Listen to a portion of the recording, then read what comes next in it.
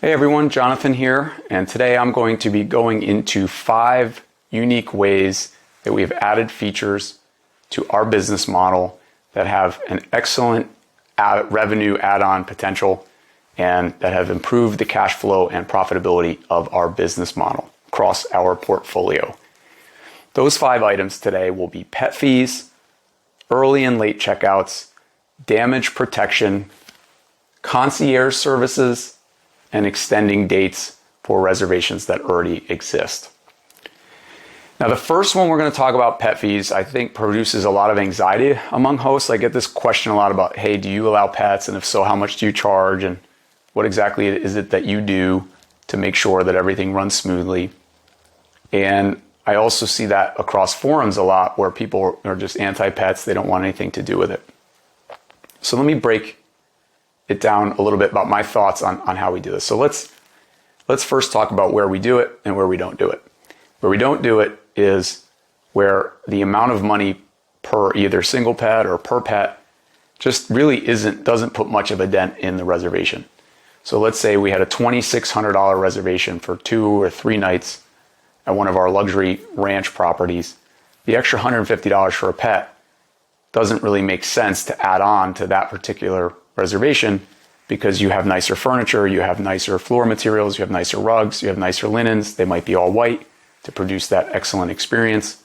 And it just doesn't make sense to add the pet to where you're really only losing you showing up in searches for people wanting to bring pets, right? The upside is just $150, maybe even $250.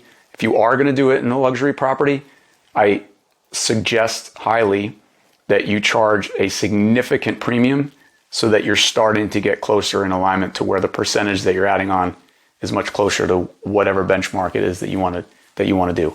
But that's where I don't do it.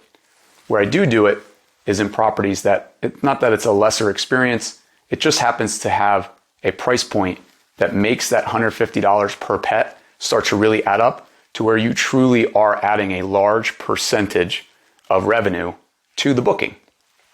Okay, so I'll give you an example. We have everything from a $69 a night studio on the weekdays to maybe $99 during the weekday to maybe let's say a $340 a night place. And if you just take 2 or 3 nights, you might be with 2 pets at $150.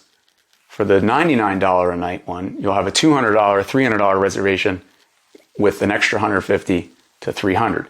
So you literally might have $200 or $300 versus $450 or $600, right? That substantially enhances that property's ability to generate money. So that's where we would apply it. Same thing, even if it's $300. You have $300, $600, $900 for 3 nights. You add 2 pets. That's an extra $300, right? And so you got to look at it. What's the risk premium you're charging for the overall amount of money you can generate on this property? And if you're only making $99 a night, well, then adding 2 pets, even 1 pet, is a substantial increase in revenue. So the way we price it, let's talk about pricing just for a minute. I've seen $25, I've seen $50, $75. We have noticed that $150 is the floor. And the reason for this is that if you, let's say you have 10 pets over a course of a period of time, $150, that's $1,500. You finally have someone have an accident on a rug. Well, you get rid of the rug for $200, $300. You still have the delta in between that. Let's say there were a few cleanings where a cleaner was a little bit frustrated and said, hey, listen, I'm going to have to be here for an extra 90 minutes. Would you mind throwing me $30 or $40? This is going to be difficult to get right to our standards. Absolutely. Right. So you have that breakdown of even at 150, you might be walking away with 100, 110, 120. And then after 10 pets, even minus a rug, you still have that $8,000, $9,000, $1,000 delta. Okay. So that's where we do implement pet fees, but you're going to show up in more searches. Guests are absolutely traveling with their pets more and more.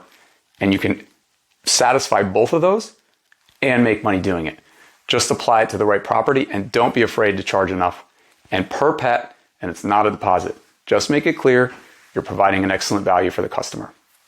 Let's move on to early and late check-in and checkouts. This one's great because it is a delighter, but if you don't position it in the right way, guests get a little frustrated, right? So I think we've all been there where someone arrives to town early and they just want to check in early, right? They're thinking no big deal. The place is probably ready. I know you told me to check in at 4, but it's 1:45. I'm sure nobody's in it as a guest. let me just message the host, can I get in? Time is money, and you're providing that experience and time for them to get back, right? So think of it as a customer standpoint. How many times have you gone on vacation and maybe your flight gets in at noon? There's value there. If you could just go to your hotel room or your Airbnb at noon, you would probably pay more for that. Now, the way we do it is in the description and in the communication for the booking reservation, check-in information, some follow-up information, we make it very clear that some of the a la carte services, and one of those is early check-in, and we time box it, or early check-out, and we time box it. 2 hours, right? And you'll see hospitality and hotel businesses do this now where they'll give you a 2-hour window and it costs X amount of dollars. So in our case, instead of 4 p.m., we'll give you 2 p.m. to check in. Instead of check out at 10 a.m., we'll give you 12 noon, and we'll charge $30 or $35. But we also follow up and explain the reason we charge this is because we have to interact, and it has to be approved. So we say, hey, if you want this, we'll approve it. We'll run it by our cleaning team and make sure that they can rearrange their schedule because their time matters as well. And A, that's first of all, it's respectful of the cleaner's time. But B, when you explain it that way, you're being very clear that you're allowing them to check in early. You're time boxing it so they feel that there's an actual purchase versus, hey, yeah, you're there early, you asked me, and go ahead whenever you want. When you give them something, a time box, they see what they're buying, then you explain why you're charging, which is they see the value, but here's why I'm charging. We're gonna have to adjust the cleaner's schedule. They have to move things around. We're gonna coordinate for you. That's somebody's time that we're gonna have to accommodate. When you position it this way, the guests are very understanding. It makes sense. It produces almost like a marketplace item that they get to proactively choose yes or no, I will purchase that or not. We also have added some a la carte hour add-ons at some of our more luxurious properties where for some reason, you might only get the 3 or 4 nights every week. Monday, Tuesday, Wednesday might be open, but someone might truly be in at around 9 a.m. and they're asking to get in by like 10. So it's, hey, we'll do $50 an hour, whatever it is that you would like to buy, we'll make it available for you, right? Works very well. You just got to position it to the guest, provide a value proposition, charge accordingly, make sure your cleaner's cool with it, and you can accommodate appropriately and have a nice little add-on revenue for time that would have just been sitting empty anyway. Damage protection. I like this one because what this is there's a couple different companies doing this, but the one most recently that I've partnered with is called Wavo, and what they do is we've all heard of trip insurance. This is and damage protection, I believe, but there's third parties now that offer this, right? When you book, not through Airbnb, I haven't seen them, but through VRBO, where another third party will offer the guests through VRBO the ability to pay $59 or $99 for X amount of coverage. It's optional. And the thing is that it's nice for the guests to be able to do that, but the third party makes all the money. So it's nice for you to be covered, but in the end, you still have to go to the guests, then they have to go to the company, then you have to get reimbursed. It's not really a lot of control, and you certainly don't make any money off of it.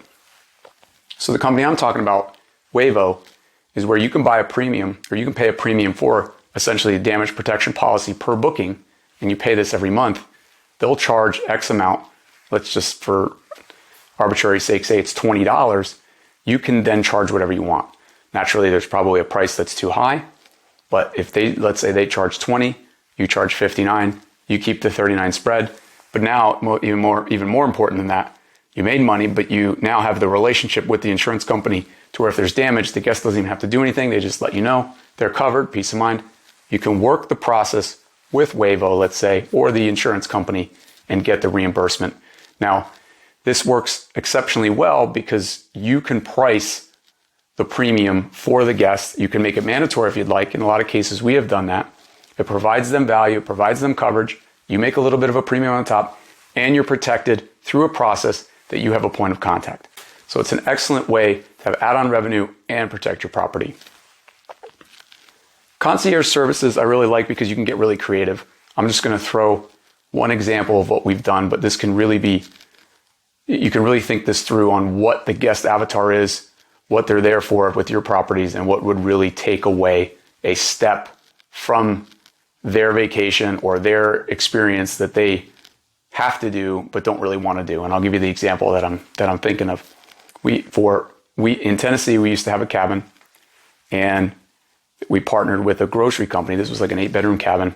And it was really nice because the last thing people wanted to do after they drove or flew all the way to get there was then have to get settled, get back in the car, and then go purchase all their groceries and drinks and all the different things that they wanted.